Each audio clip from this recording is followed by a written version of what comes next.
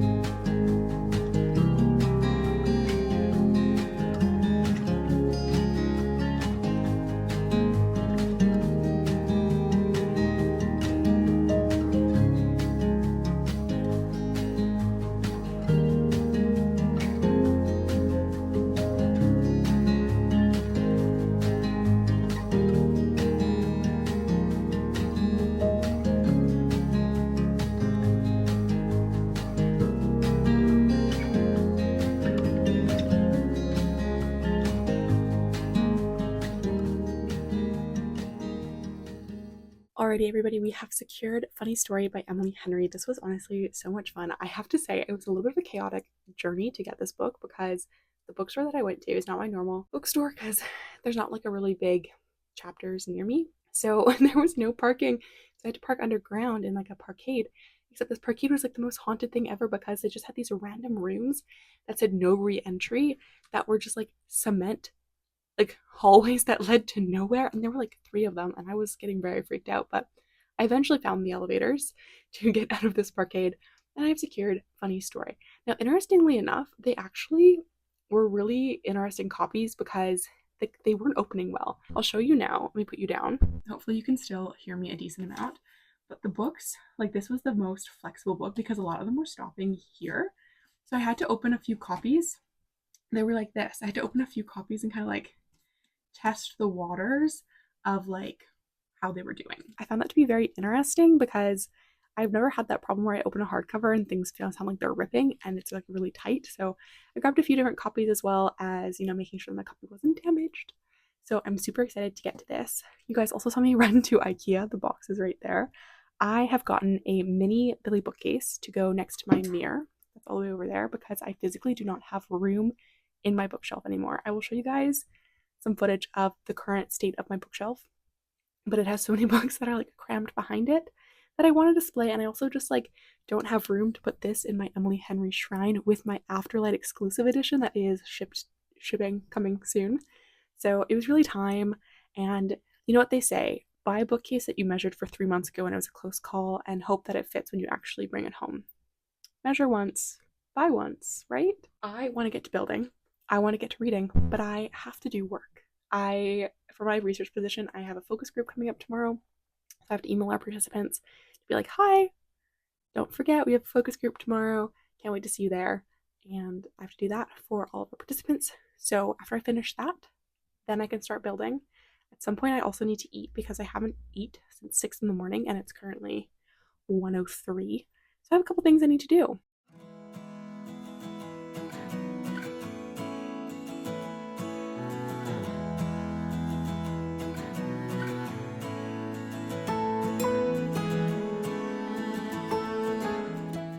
Alrighty, so this is the current bookshelf situation. We have some jewelry, my water bottle, some overflow books, and some pictures. Down here we have my Emily Henry shrine and my other rom-coms. We have my Sarah J. Maas ACOTAR shelf right here.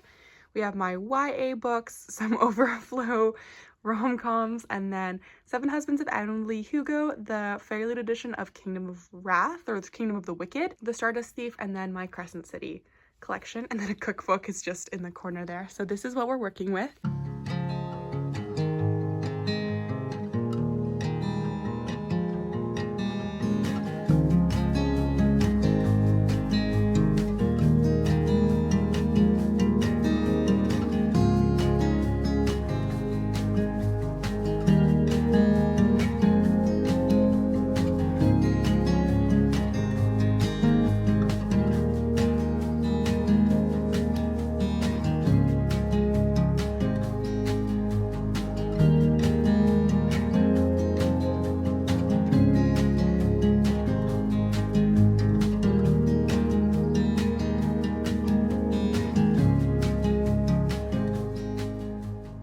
Thoughts are, I think I'm gonna do romance contemporary here, and then I don't know what I'm gonna put down the rest of it because I don't think I want to fill this up with SJM. I really like where my SJM stuff is on my original shelf, which I think you guys have seen before, or if you haven't seen it already, you will see it now. So I don't know.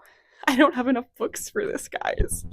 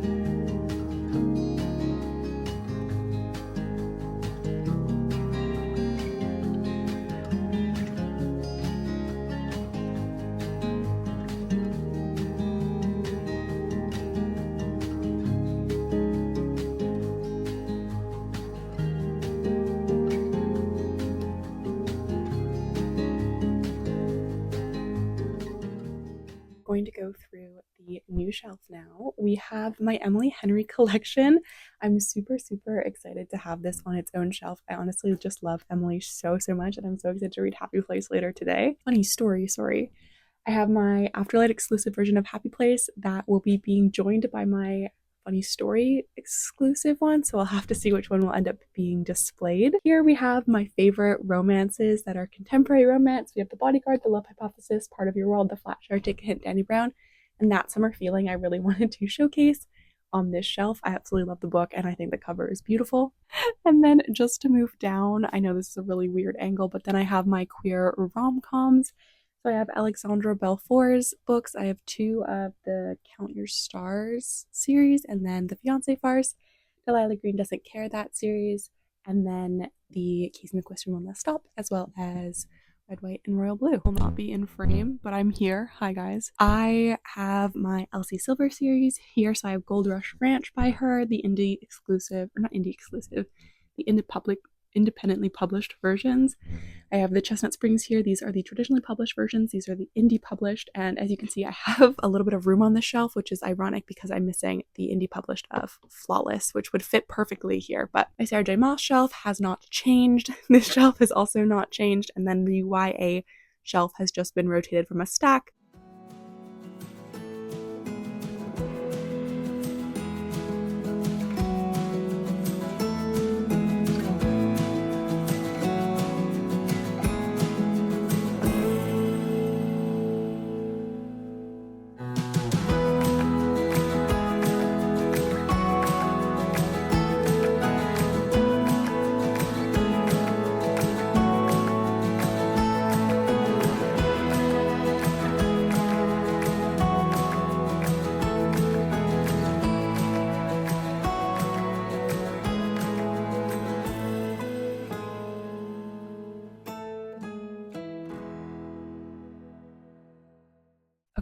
So funny story, I am about 34 pages in, and I'm obsessed.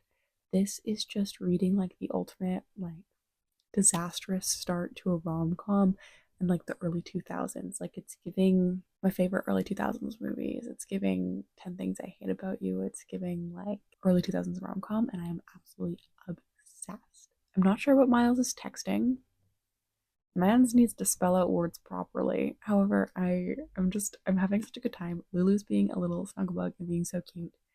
And I am just enthralled by this book. It's amazing so far. So, all right, we have another mini reading update. I am 54 pages into this book.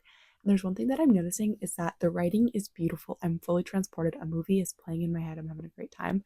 But the one thing that keeps happening is Miss Emily Henry keeps referencing other books or like not pop culture moments, but like people, and or like there's a couple times where like a famous like artist or something was mentioned, like Michelangelo. And I've just noticed that in these like 54 pages we've had like quite a few references, like the dress was as flowy as something summery that you would find in an Ellen Hildebrand novel. And it's not anything that is like I'm being very nitpicky because I'm loving every second of it and I'm fully enthralled. But I just thought it was something that was interesting that I wanted to mention, that there were actually, or are so far, quite a lot of like references to other literature or like painters like Michelangelo and like things like that. I am in love with Miles and Daphne's dynamic, and Daphne's style is being a little bit explored right now with her like cardigans and tweed. Okay, I'm a little bit embarrassed. I've stopped reading Funny Story after page 56 where I last spoke with you guys. I just like moved back onto my bed because that's where I'm currently reading. And I like stared at the page for a second and then I got distracted on TikTok. So whoops, my bad. And I'm gonna read more of it later, but I also don't want to read it too quickly. Like if I read like 100 pages today, which is probably what's gonna happen later tonight, that's okay. But I wanted to break it up a little bit because we only get a new release like every year or maybe even a bit more. So I don't want to devour it right away. But I just got a text from my friend Hanya, and I'm embarrassed because I recently read Tress of the Emerald Sea. If you haven't heard I read that, go check out my March wrap up, which is a video posted. I don't know when this video is going up. Sorry, I can't tell you. But she just texted me and she was like, "You didn't tell me that there were pictures in this book." Ladies and gentlemen, I listened to this book on audiobook. I had no idea. And so today when I was at the bookstore getting Funny Story, I did stop by Tress of the Emerald Sea and I did do a little flip through. and there were no pictures, but she has sent me screenshots, which I must show to you because they're so cute. Look at this cup. Isn't it so cute? She sent me one other picture that I thought was so cute. Well, she sent me a couple. She sent me our main characters together. She sent me another cup, but she also sent me this, and I was like, this is so cool. I am embarrassed because she texted me and she was like, you didn't tell me there were pictures. And I was like, I have no idea there were pictures. I had no clue. I think the fact that I have been up since 5 a.m. is really impacting my life. I am so tired. I'm about to go have a shower because I have a meeting tomorrow with my mom downtown at 1:30, so we have to leave here at like 12ish, and I don't want to go with wet hair. My evening has been a little bit chaotic. As I said, I left you guys at 56 pages into a funny story, and that has not changed. But I have listened to 4 hours and 26 minutes of The Fake Mate by Alana Ferguson. And I have to say, Nodding was not nearly as distressing, or not even distressing, but I was like, thought that it would take me a while to get used to Nodding, that I'd have to listen to some more books, read some more books after Bride, because Bride was my first encounter. And no, I was very surprised about how quickly I adapted and how little effect the Nodding had on me. So I'm going to go take a shower. I'm so tired, but I wanted to give you guys an update that I'm reading The Fake Mate. I'm like 40% in, I think it is. So I have like just under 5 hours left in that. So I'll probably end up finishing a bit of that tonight after I get out of the shower. A couple more hours because I do listen to my audiobooks pretty quickly. But yeah, funny story, loving it. Haven't read since page 56 because I also don't want to finish it too fast. I haven't listened to any more of the Jasad Air, but I do have that going as well, and The Fake Mate has really just taken over my evening, and I think it is because I am so tired and it's so easy to listen to.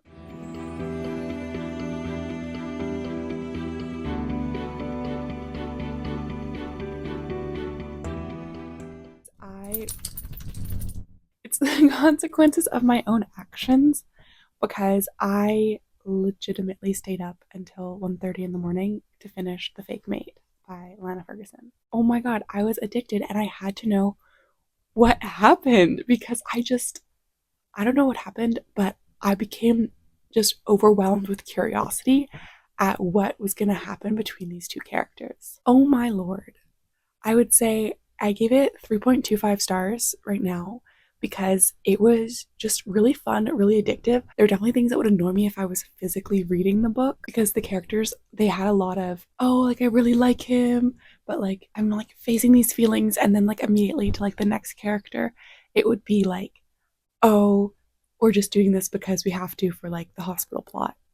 And it was very much like I was getting kind of not frustrated, but I could tell that if I was physically reading it, because I read at a slower pace and I listen to my audiobooks, that I would be, not upset, but I would be frustrated by them turning around and being like, it's just for the plot of our hospital thing. And then both of them be like, oh no, but I like you. And that kind of thing. I'm not talking very concisely. I'm so tired and it's completely my own fault. I also have Miss Lulu here, and I have funny story. Oh, you want some bitty bubs and kisses at the same time. I have funny story right in front of me, as you guys can see, and I think I'm gonna do some reading.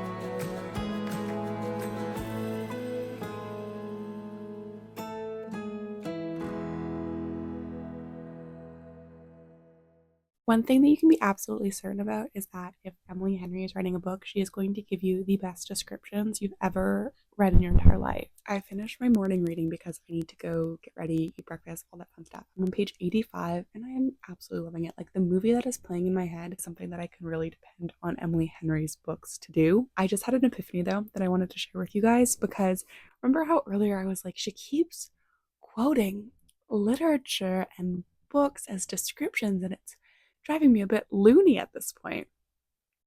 Our main character is a librarian. Our main character loves books. Ellie, the main character, is giving this description because she loves books, and that is like part of her character. So she's comparing things to things that she's read. She's a librarian. I'm embarrassed. I should have known that, but I'm glad that I've connected the dots now because it makes a lot more sense. I was like, this is getting like frustrating. Like, why is this happening? She's a librarian. And also, why are you getting frustrated? Anyway, I'm running away because I am so hungry.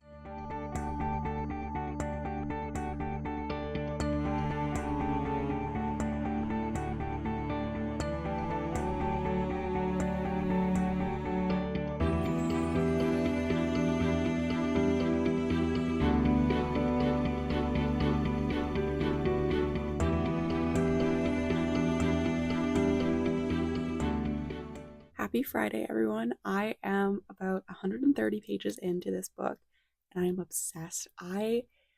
There is something about Emily Henry's writing that encapsulates everything that I love in romance, and that is this book. I've also figured out why the book is this color and why there are lemons on the spine, so that was pretty fun. I did enjoy that little detail, and I could potentially be making up the color of the book, but it makes sense.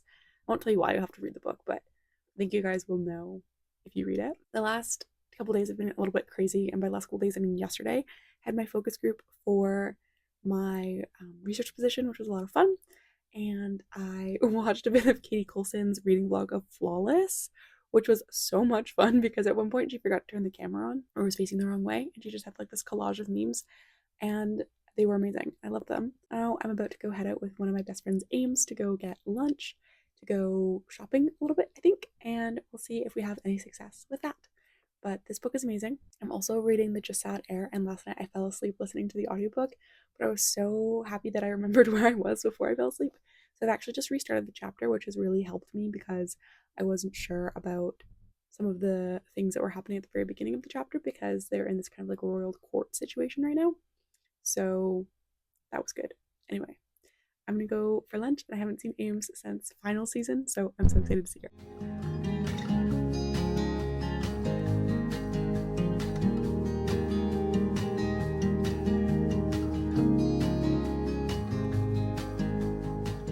Happy Saturday, everyone. I am 220 pages into Funny Story, so a bit over halfway, and I'm in love with the story. I think that Emily Henry is really weaving such a beautiful story here, and the way that she's able to kind of create these complex characters that have complex dynamics and issues is really interesting to me. I think that this group in particular for like friends is kind of like a little bit of like a smorgasbord of people, which is like very fun.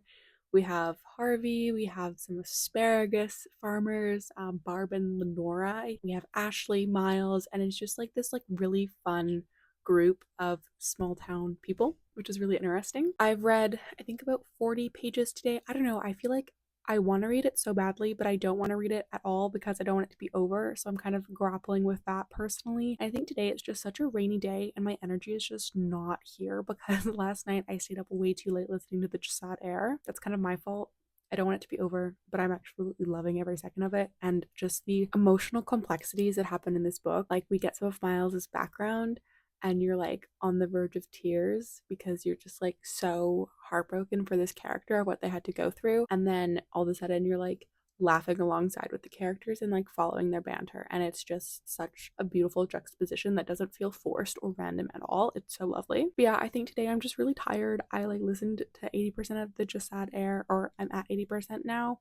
That book is really interesting, so let's talk about that for a second too. I am intrigued by the story because we're starting to get kind of things moving a little bit more, but I'm also kind of confused, like if I'm missing something. It seems that this book for The Jasad Heir is just really interesting in its storytelling because there doesn't seem to be a big focus. The like broader focus of this book is obviously our main character and like kind of exploring where her life is going with her heritage that she has and challenges that come with that and the people that she's encountered along the way and then the things that she has to do to move forward. However, I thought that this book would be more focused on the trials that she has to go through, but the trials are really breezed over and it's really more of like an introspective on the characters of like who these characters are, and their dynamics are really carrying the story, and it's more of a character driven plot, I think, which is interesting because it would seem more of like a plotty plot book driving it, but I think it's more character driven, which I don't have a problem with. But I will say that it's a lot slower than I anticipated moving on,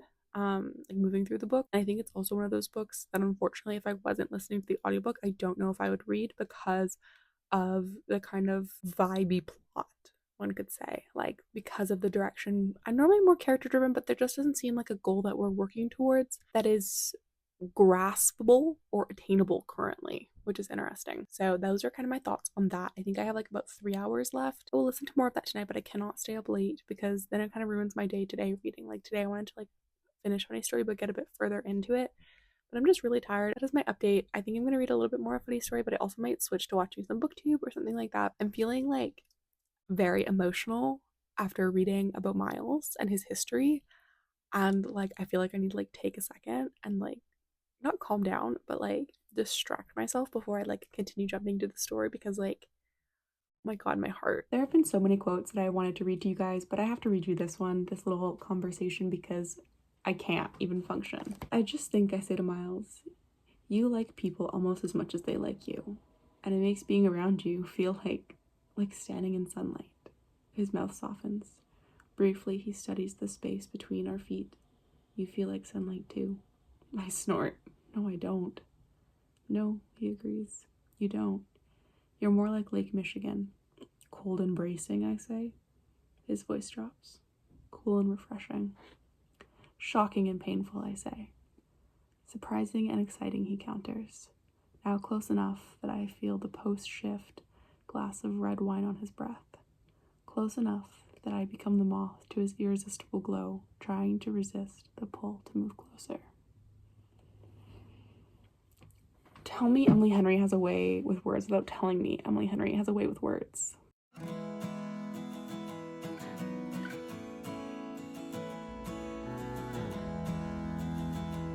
Happy Sunday, you guys. Just saw my breakfast. It looks not the best. My eggs turned out a little wonky, but they were so good and they were cooked perfectly. They just were such strange shapes. Now I'm going to give you guys a little bit of an update on where I am in my reading journey. I finished the Jasad Air. I finished it last night and I have some thoughts. I think I landed on like a 2.75 situation because it wasn't bad and I enjoyed it, but there were a lot of things that I would have liked done maybe a bit differently in some aspects. Like I really would have loved to like be able to distinguish the guards a little bit easier, to really have like a focal point of the plot because we had so many things going on in the sense of like our main character. She was, we were finding out more about her past. She was befriending people. She also had this thing with Aaron, who was the commander. She had a challenge, and there were just like a lot of different focal points, but none that really kind of drove the story. So I found myself kind of looking for what the plot was plotting at sometimes. I think that I found that the chapters were a bit too long and the book overall I think was too long. I think it could have done with some condensing at the end. By like yesterday I just didn't care anymore, to be honest. I was kind of over like these like twists and turns because people that were supposed to be dead just like kept not being dead, and it was just kind of like losing some oomph to this kind of like rebellion sort of situation and just like the relationships that our main character was experiencing. I unfortunately think it's going to be like a 2.75, maybe a 3. I don't know. I really didn't. I liked it at the start, but like now I'm in like a place where I'm just like not vibing with it. And then remember when I looked at you guys in the eyes and said, remember, I'm going to finish the Jasad Air and then I'm going to go to sleep because I need to be rejuvenated. I need to be energized for today so I could read more Funny Story.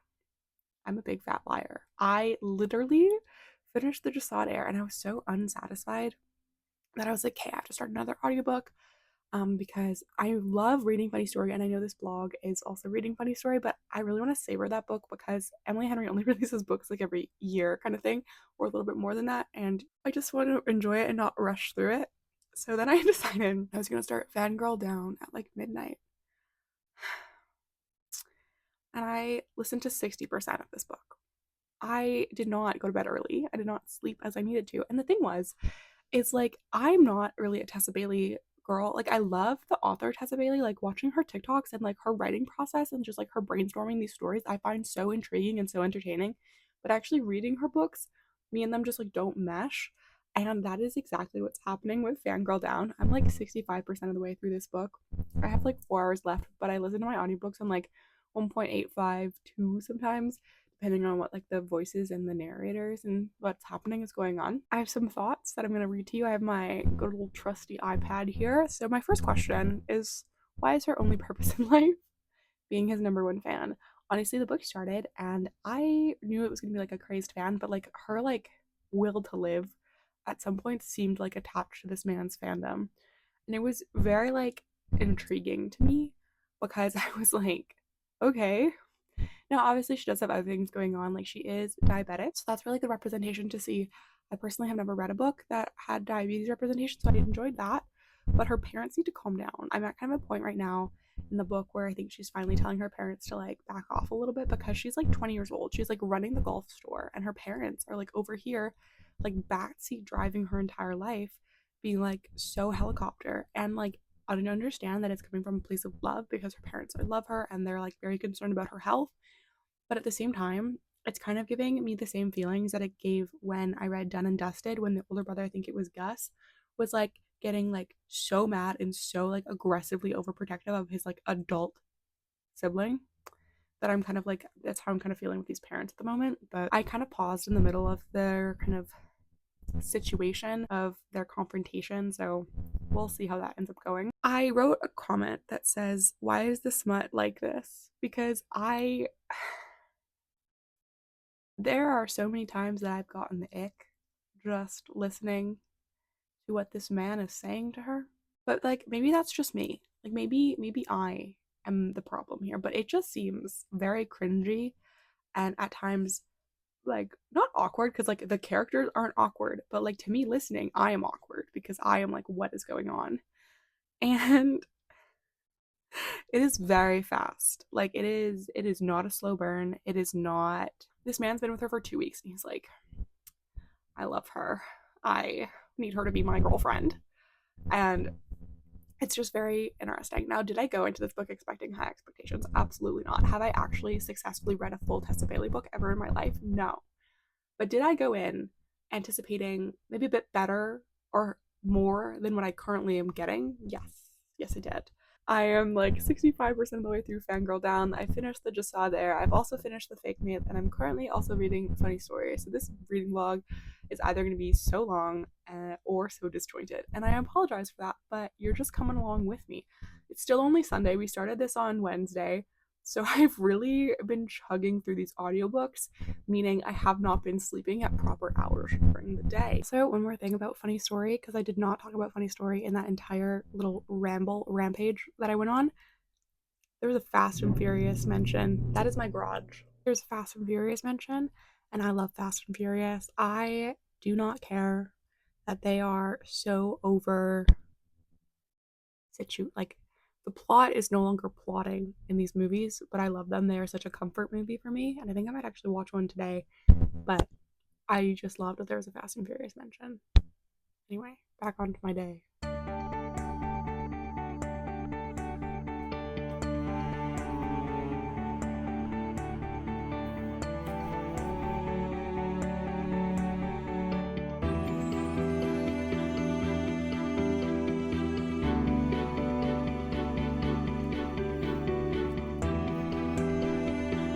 Okay, I need to talk to you guys about something. I'm so sorry.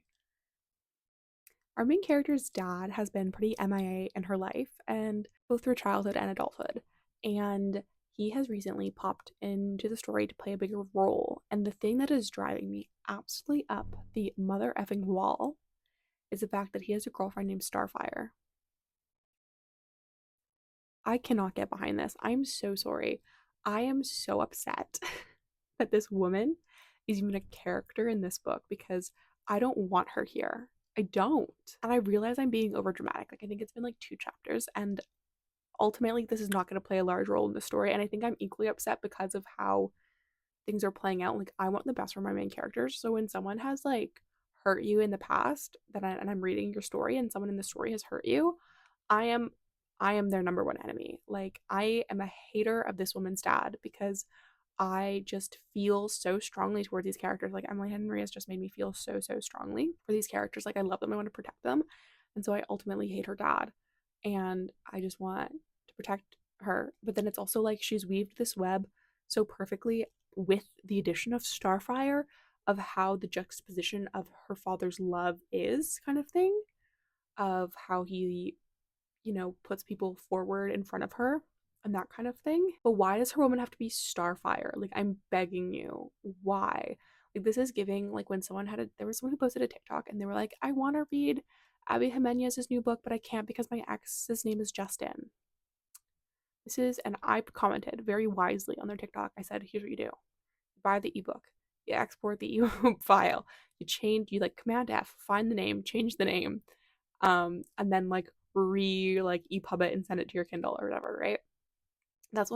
I want to do that to Starfire. I genuinely hate the name so much, and I'm blowing this so far out of proportion. Like, I cannot let this ruin my reading experience because this book is amazing, and I think it's one of my favorite, if not my favorite, Emily Henry book. But Starfire is really, she's on the verge of making me not say this is my favorite Emily Henry book, which is so dramatic because it's literally 2 chapters of like a 400-page book.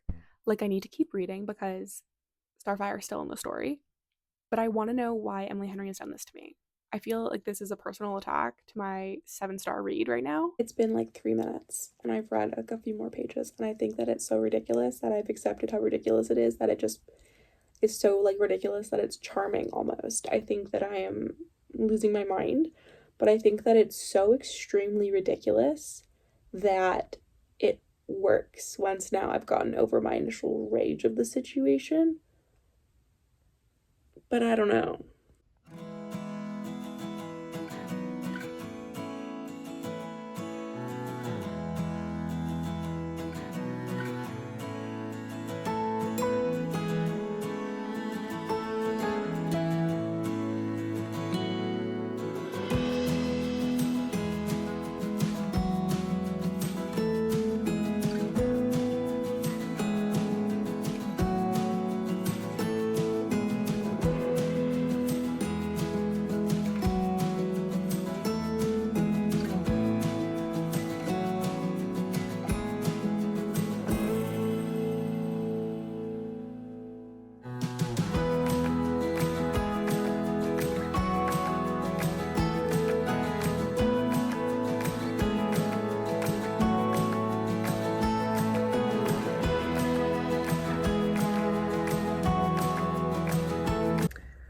Alrighty, beautiful people, I don't have my little mic, so I hope the sound's gonna be okay. I'm just about to pick up my friend and we are actually going to the driving range. I think this is really funny, especially because I just finished Fangirl Down by Tessa Bailey.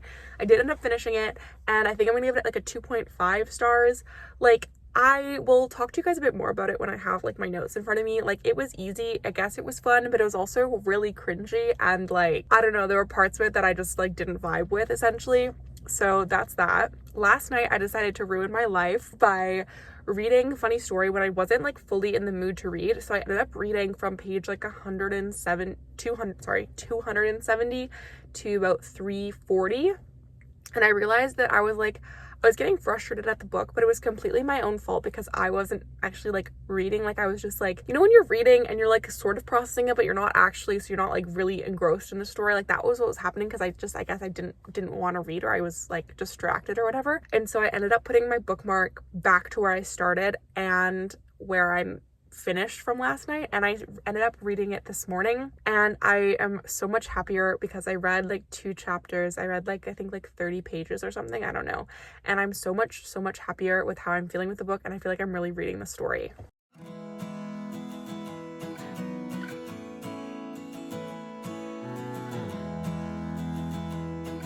Welcome to the conclusion of this video. I bet you thought it would never come because this video is so long. I edited it like 2 days, like a rough edit of like up to presently, and it was like 40 minutes. And I was like, I don't think that I can cut anything out because this was just so much fun and I don't want to.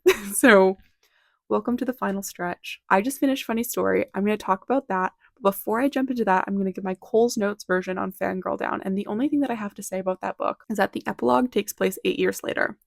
And there's no way in hell that these people made it 8 years.